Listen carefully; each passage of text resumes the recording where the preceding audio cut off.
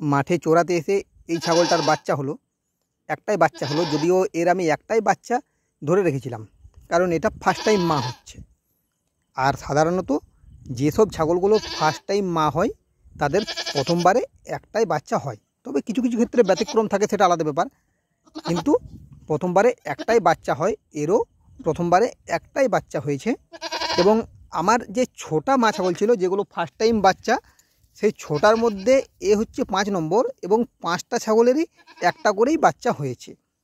এখনও পর্যন্ত টোটাল 15টা বাচ্চা হয়ে গেল আমার এইটাকে নিয়ে। এটাকে একবার ভালো করে দেখাই।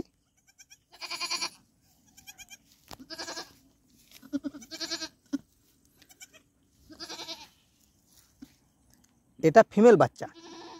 মোট 15টা বাচ্চা, 15টা বাচ্চার মধ্যে 8টা হচ্ছে মেল আর 7টা হচ্ছে ফিমেল।